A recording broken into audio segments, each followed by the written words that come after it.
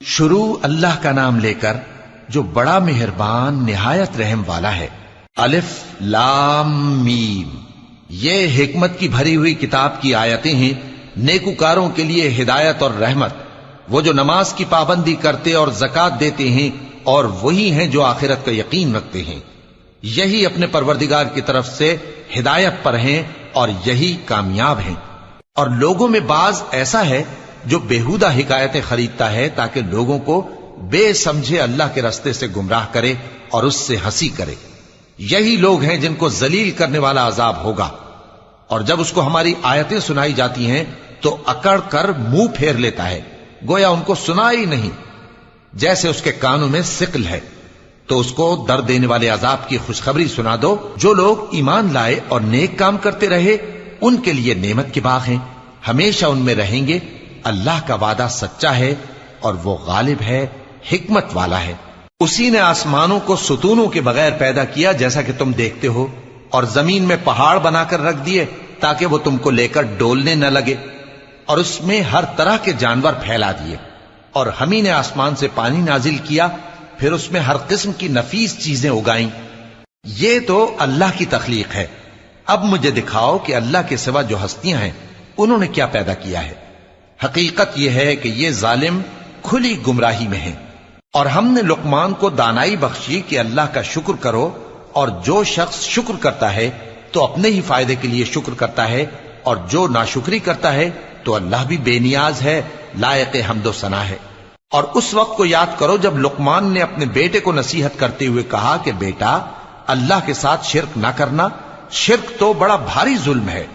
اور ہم نے انسان کو، جسے اس کی ماں تکلیف پر تکلیف سہ کر پیٹ میں اٹھائے رکھتی ہے، پھر اس کو دودھ پلاتی ہے، اور آخر کار 2 برس میں اس کا دودھ چھڑانا ہوتا ہے، میں نے تاکید کی ہے کہ میرا بھی شکر کرتا رہے اور اپنے ماں باپ کا بھی، کہ تم کو میری ہی طرف لوٹ کر آنا ہے۔ اور اگر وہ دونوں تجھ پر زور ڈالیں کہ تو میرے ساتھ کسی ایسی چیز کو شریک کرے جس کا تجھے کچھ بھی علم نہیں، تو ان کا کہا نہ ماننا، ہاں دنیا کے کاموں میں ان کا اچھی طرح ساتھ دینا، اور جو شخص میری طرف رجوع لائے اس کے راستے پر چلنا، پھر تم کو میری طرف لوٹ کر آنا ہے، تو جو کام تم کرتے رہے ہو سب سے تم کو آگاہ کر دوں گا۔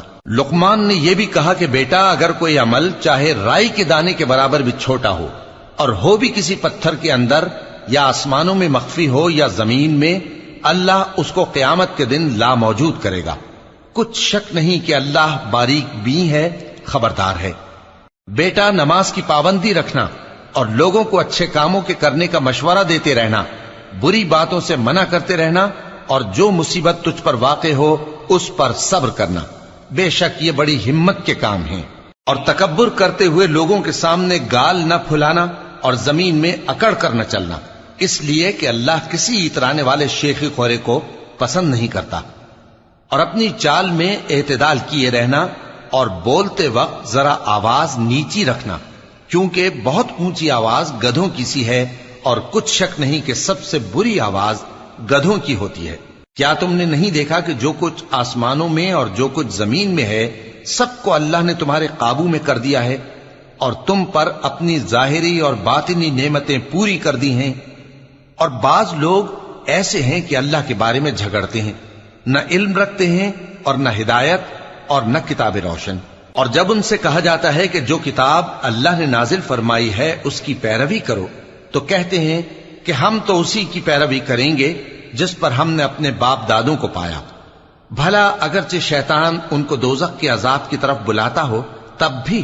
اور جو شخص اپنے آپ کو اللہ کا فرما بردار کر دے اور نیکوکار بھی ہو تو اس نے مضبوط کڑا تھام لیا، اور سب کاموں کا انجام اللہ ہی کی طرف ہے۔ اور جو کفر کرے تو اس کا کفر تمہیں غمناک نہ کر دے۔ ان کو ہماری طرف لوٹ کر آنا ہے، پھر جو کام وہ کیا کرتے تھے ہم ان کو جتا دیں گے۔ بے شک اللہ دلوں کی باتوں سے بھی واقف ہے۔ ہم ان کو تھوڑا سا فائدہ پہنچائیں گے، پھر عذاب شدید کی طرف مجبور کر کے لے جائیں گے۔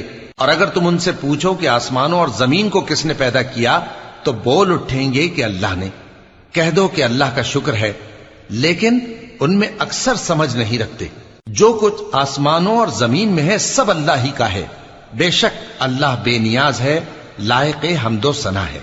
اور اگر یوں ہو کہ زمین میں جتنے درخت ہیں سب کے سب قلم ہو اور سمندر کا تمام پانی سیاہی ہو اور اس کے بعد 7 سمندر اور سیاہی ہو جائیں تو اللہ کی باتیں یعنی اس کی صفتیں ختم نہ ہوں۔ بے شک اللہ غالب ہے، حکمت والا ہے۔ اللہ کو تمہارا پیدا کرنا اور جلا اٹھانا ایک شخص کے پیدا کرنے اور جلا اٹھانے کی طرح ہے۔ بے شک اللہ سننے والا ہے، دیکھنے والا ہے۔